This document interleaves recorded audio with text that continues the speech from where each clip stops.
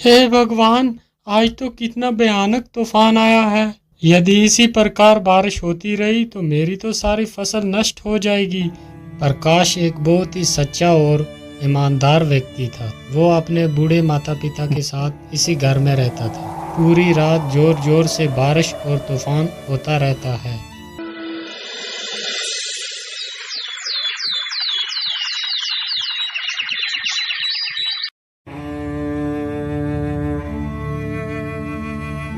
पिताजी, मैं खेतों की तरफ जा रहा हूँ। अभी जल्दी ही लौट कर वापस आ जाऊंगा। इतना बोलकर प्रकाश वहां से खेतों की ओर निकल जाता है।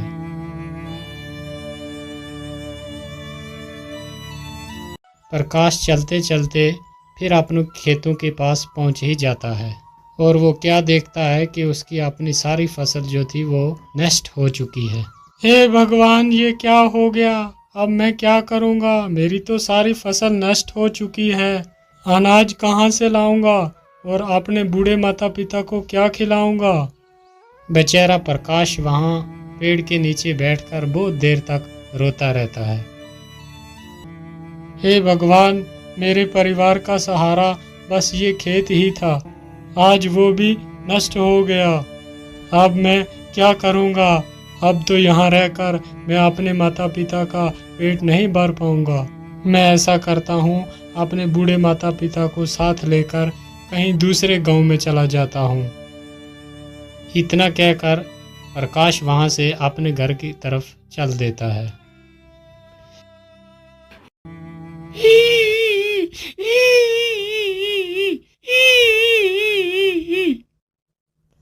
अरे, ये आवाज किसकी है?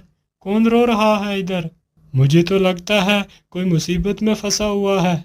एक बार जरा देखूं तो सही, कौन है ये?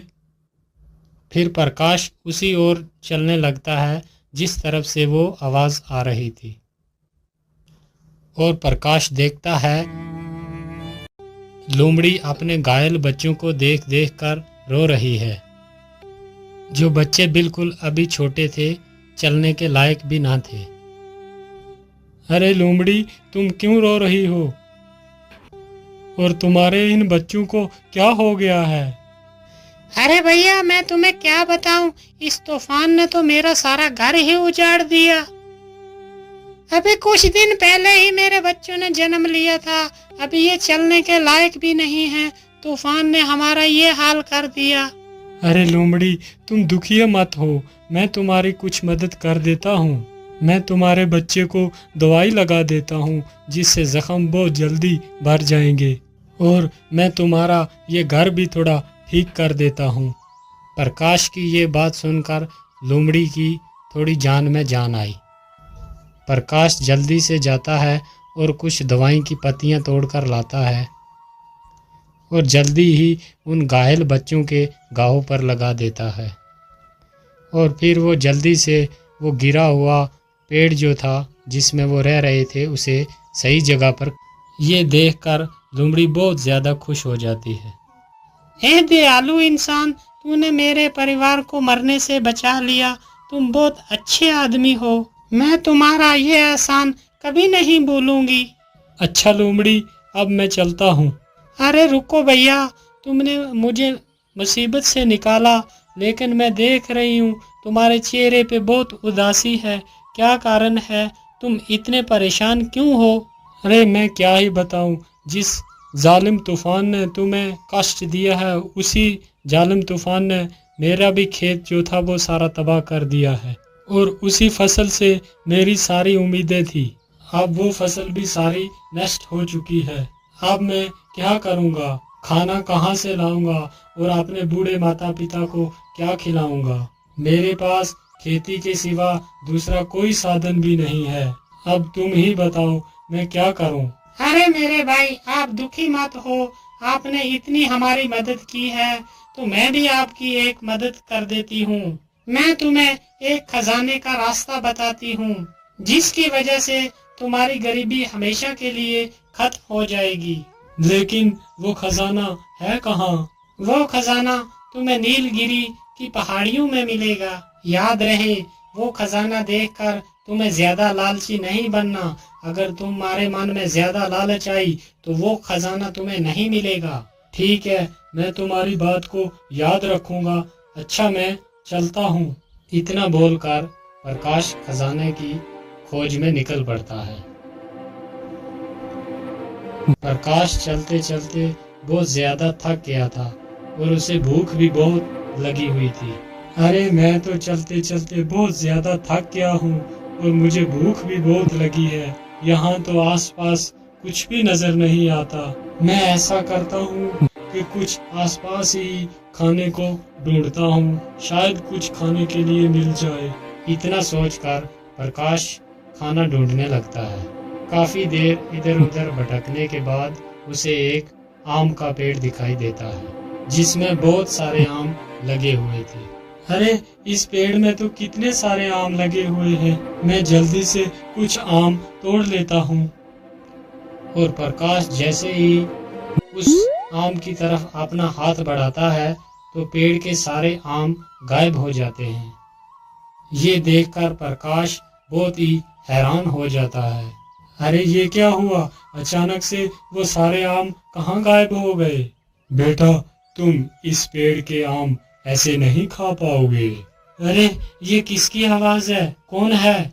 और आसपास तो मुझे कोई भी नहीं दिखाई देता, फिर ये आवाज कहाँ से आ रही है? बेटा, मैं तो तुम्हारे सामने ही खड़ा हूँ। मैं एक पेड़ हूँ, लेकिन क्यों पेड़? मैं तुम्हारे फल क्यों नहीं खा सकता? बेटा, इंसानों ने हमें बहुत सारे कष्ट दिए हैं। हमने इंसानों के लिए क्या कुछ नहीं किया। उन्हें अपने स्वादिष्ट फल खिलाए और हम खुद धूप और बारिश में तकलीफ उठाते रहे, लेकिन तुम इंसानों को अपनी छाया में बिठाया। लेकिन बदले में तुम इंसानों ने हमारे लिए क्या किया? तुमने बारी बारी सारे पेड़ काट दिए हैं, जिसकी वजह से आज इतनी कड़कती धूप पड़ रही है। इसका कारण सिर्फ तुम ही हो। और इस गर्मी की वजह से हमें भी पर्याप्त पानी नहीं मिल रहा। इसकी वजह से हमारी तने भी सूख रहे हैं आहिस्ता आहिस्ता। अगर ऐसा ही चलता रहा तो जल्दी ही पृथ्वी का विनाश हो जाएगा। यदि इस विनाश को रोकना है, यदि कोई व्यक्ति एक पेड़ किसी मजबूरी के कारण काटता है तो उसके बदले कम से कम उसे 3 पेड़ लगाने होंगे, तभी हम इस पृथ्वी को सुरक्षित रख सकते हैं। लेकिन पेड़, मैं इसके लिए क्या कर सकता हूँ? बेटा, मैं तो किसी के पास जाकर ये बात नहीं बता सकता, लेकिन ईश्वर ने तो तुम्हें पैर दिए हैं। तुम हर एक व्यक्ति तक ये संदेश पहुँचाओ। ऐसा करने के लिए क्या तुम तैयार हो? तभी मैं तुम्हें फल खिला सकता हूँ। हाँ हाँ पेड़, ठीक है, मैं आपके इस संदेश को हर आदमी के पास पहुँचाऊंगा। प्रकाश की ये बात सुनकर पेड़ बहुत खुश हो जाता है और जल्दी से अपने कुछ फल नीचे गिरा देता है और प्रकाश उन फलों को उठाकर तुरंत खाने लगता है। फलों को खाकर प्रकाश आगे जाने लगता है।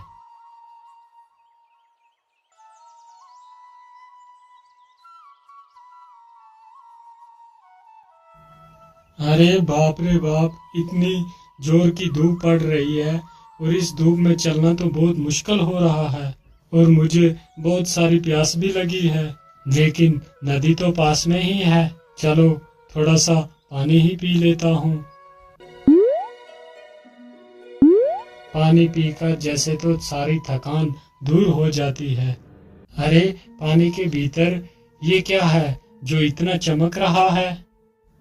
और प्रकाश अपना हाथ उस पानी में डालता है और जल्दी ही उस चमकते सिक्के को बाहर निकाल। अरे, ये तो सोना है, लेकिन इस नदी के भीतर ये सोना आया कहाँ से? वो नदी उसी नीलगिरी पहाड़ी से होकर गुजरती थी, जिसकी वजह से कभी कभी सोना उस नदी में बहकर आ जाता था। इसका मतलब ये नदी नीलगिरी पहाड़ी से होकर आती है। चलो जल्दी से मैं गुफा के पास जाता हूँ।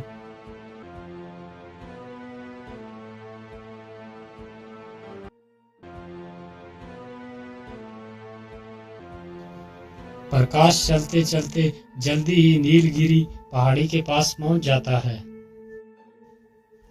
मैं इस गुफा के बीच तो आ गया, लेकिन खजाने का कुछ पता ही नहीं है कहाँ पर होगा।